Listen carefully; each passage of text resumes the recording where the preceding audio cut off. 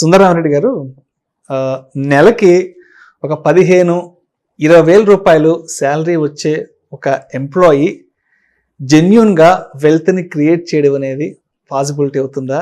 మీరు కూడా జెన్యున్గా చెప్పాలి దీనికి సమాధానం. డెఫినెట్గా అండి. సో ఇక్కడ లా ఆఫ్ అట్రాక్షన్ అంటారు. లా ఆఫ్ అట్రాక్షన్ అంటే నువ్వు నిజంగా మనస వాచ కర్మన ఒకదాన్ని ఇష్టపడితే ప్రకృతి నీ సొంతం చేస్తుంది బై డిఫాల్ట్. దాన్ని మనం లా ఆఫ్ అట్రాక్షన్ అంటారు. ఓకే, సో నిజంగా శాలరీ ఎంప్లాయీస్ రిచ్ అవటం అనేది చాలా టఫ్. అది ఎందుకంటే హైదరాబాద్ సినారీ చూసుకుందామండి. డబుల్ బెడ్రూమ్ ఈజీగా 10,000 ఉంటుంది రెంట్, ఈజీగా ఉంటుంది. So 50% goes to the rental.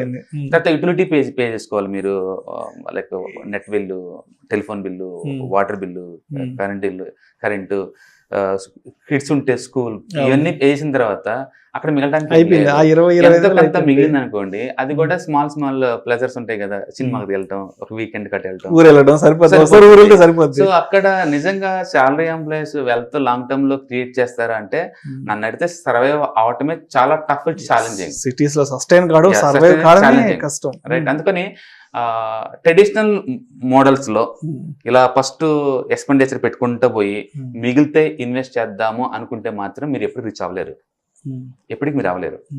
Okay, ఒక ఎంప్లాయీ ఎప్పటికి అవ్వలేడు, అది గ్యారంటీ. కానీ 1930లోనే ఒక బుక్ రాశారు. 1930లోనే జార్జ్ అని చెప్పేసి వెరీ ఫేమస్ ఇన్వెస్టర్ అనమాట. ఆయన the richest man in Babylon అని చెప్పేసి ఒక బుక్ లో క్లియర్ గా చెప్పాడు రిచ్ అవ్వాలంటే ఏం చేయాలి అనేది. అక్కడ ఆ బుక్ ప్రకారం ఏంటంటే పే యువర్ సెల్ఫ్ ఫస్ట్. నువ్వు రిచ్ నిజంగా అవ్వాలనుకున్నావా? నిజంగా అంటే ఇక్కడ ఏంటంటే హోల్ హార్టెడ్ గా నువ్వు అనొచ్చు, ఎవరైనా రిచ్ కావాలని ఎవరికి ఉండదని అనొచ్చు. బట్ అది చూపించండి, యాక్షన్ లో చూపించండి, నోట్లో అంటం కాదు, మనస వాచ కర్మ అని చెప్పండి. నిజంగా రిచ్ అవుదాం అనుకుంటున్నారా? ఎప్పటికల్లా అవుదాం అనుకుంటున్నారు? క్లారిటీ ఉందే? ఓకే, సపోజ్ నేను రిచ్ అవుదాం అనుకుంటున్నాను, నిజంగా అనుకుంటున్నాను, స్ట్రాంగ్ గా అనుకుంటున్నాను. అయితే కనీసం ఎంతవరకు నువ్వు మనీ సేవ్ చేయగలుగుతారు? అన్ని ఖర్చులు బాగా నువ్వు సేవ్ చేయలేవు. ముందు శాలరీ రాంగ్ ని ఫస్ట్ ఈ మంది పక్కన పెట్టాలి. దాన్ని పే యువర్ సెల్ఫ్ ఫస్ట్ అంటాం. సపోజ్ 1,000, 20,000 వస్తుంది, 1,000 లేదా 2,000 ఇలా పక్కన పెట్టారనుకోండి. ఫస్ట్ రాగానే మీరు దాంట్లో అంటే మ్యూచువల్ ఫండ్స్ కావచ్చు, లేదా దగ్గరలో ఉన్న చిట్స్ అండ్ ఫైనాన్స్ ఉంటాయి కదా, అది కావచ్చు, మీకు ఏది కంఫర్ట్గా ఉంటే అది. ఇయర్లీ యావరేజ్ మీద 15 to 20% వచ్చి ఎక్కడైనా సరే మీ ఇష్టం, అది మీకున్న నాలెడ్జ్ని బట్టేసి, లేదా ఏదైనా ఎక్స్పర్ట్స్ అడిగినా వాళ్ళు అడ్వైజ్ చేయగలుగుతారు. ఇవాళ రేపట్లో మీరు నోరు తీసి అడగాలి కానీ ఏదో ఒక ఎక్స్పర్ట్స్ 2-3 అడిగితే ఒకరిని హెల్ప్ చేస్తారు. మీరు మ్యూచువల్ ఫండ్స్ తీసుకోండి ఫర్ ఎగ్జాంపుల్, దాంట్లో పెట్టారనుకోండి, ఇప్పుడు small cap mutual funds, large cap చాలా రకాలుగా ఉంటాయి. దాంట్లో ఏ మ్యూచువల్ ఫండ్స్ లో అయితే ఒక 15 to 25% మధ్య వస్తుందో, మీకు అది బాగా అర్థమవుతుందో, అలాంటి మ్యూచువల్ ఫండ్ లో ఎవ్రీ మంత్ ఫస్ట్ సాలరీ రాగానే 1,000 దీనికి ఎస్ఐపి, ఫస్ట్ 1,000 ఎస్ఐపి. మిగతా డబ్బులతోనే బ్యాలెన్స్ చేసుకోండి లైఫ్ ని.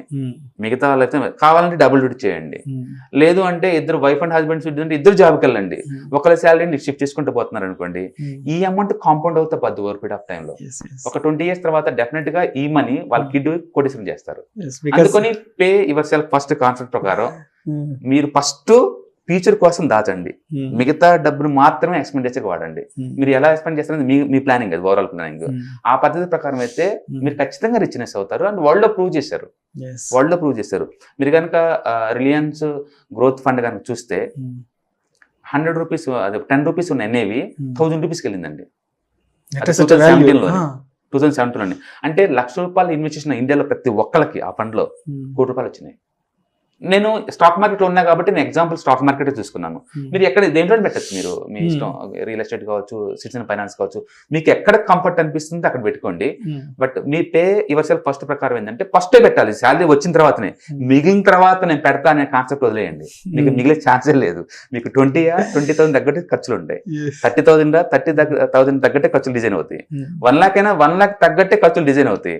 అందుకని నాకు శాలరీ సరిపోదు అనే కాన్సెప్ట్ కాదు ఇక్కడ. నిజంగా హోల్ హార్టెడ్ గా నెక్స్ట్ జనరేషన్ ని మీరు రిచ్ చేద్దాం అనుకుంటున్నారా? ₹1,00,00,000 ₹2,00,00,000 ఫండ్ క్రియేట్ చేద్దాం అనుకుంటున్నారా? ఈ రోజే బిగిన్ చేయండి. శాలరీ వచ్చిన మరుసటి రోజు అదే రోజు ఫస్ట్ ఇటు సిప్ బటన్ ట్రిగర్ చేయండి.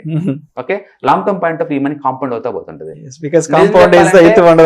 చెప్పాలంటే ఇప్పుడున్న టెక్నాలజీకి, మీకున్న ఆపర్చునిటీస్ కి ₹1,00,00,000 ₹2,00,00,000 అనేది నార్మల్ థింగ్ అండి. అది ఎక్స్ట్రాడినరీ మనీ అనుకోమాకండి. ప్లాన్ చేయండి, 20 years తర్వాత ఎవరైనా anybody can do it. So 1930లో నుంచి బుక్ అది గుర్తుపెట్టుకోండి, ఎంత ముందు చూపుతో వాళ్ళు డిజైన్ చేశారు. అందుకని ఏంటంటే rich dad poor dad books చదివితే మీకు ఐడియా, ఇలాంటి బుక్స్ చదివితే మీకు ఫైనాన్షియల్ ఐడియా వస్తుంది. మనం ఎంతప్పటికీ స్టాక్ మార్కెట్ లో అది కొనండి ఇది కొనండి, ఆ ఇండికేటర్ పనిచేస్తుంది, ఇండికేటర్ పడుతుంది, ఇలాంటిది కాదు. ఇలాంటి కామన్ సెన్స్ బుక్స్ ఉన్న చదివే కొద్ది ఏంటంటే మైండ్ మెచ్యూరిటీ లెవెల్ అవుతుంది, నీకు ఐడియా జనరేట్ అవుతుంది. Anybody can be rich. ఇక్కడ ఎవరు వచ్చి నీ జీవితాన్ని లిఫ్ట్ చేయరు, ఎవరు వచ్చి నీకు వాళ్ళు అడ్వైజ్ చేయరు, నీ అంతటా నువ్వు ఇనిషియేటివ్ తీసుకోవాల్సిన విషయం ఇది. ఓకే, అందుకని శాలరీ రాంగ్నే. మీకు ఎప్పటికల్లా మీకు రిచ్నెస్ కావాలి, ఎంత రేట్ ఆఫ్ రిటర్న్స్ వచ్చే అసెట్ లో మీకు నాలెడ్జ్ ఉంది అన్నదాన్ని బట్టేసి మీరు 1000 2000 ఎంత అఫోర్డబిలిటీ ఉందో తీసి పక్కన పెట్టుకుంటా ఉంటే డెఫినెట్ గా అవుతారు. మీకు వీలుంటే ఒకసారి ఆ బుక్ కూడా చదవండి, మీకు క్లారిటీ ఉంటుంది.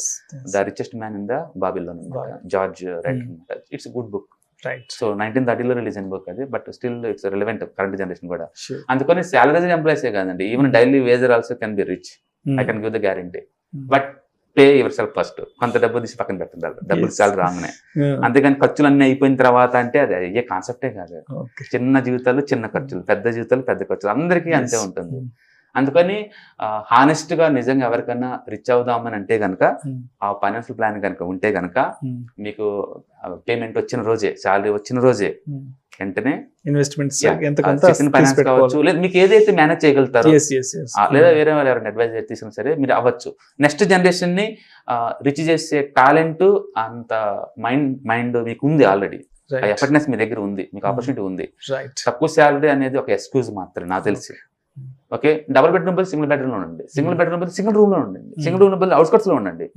నీ దగ్గర నిజంగా నువ్వు రిచ్ అవ్వాలి అని అనుకుంటే, ఎర్నింగ్స్ ఉన్నాయంటే దెర్ ఇస్ స్కోప్, మీరు రిచ్ అయ్యే స్కోప్ ఉందన్నమాట.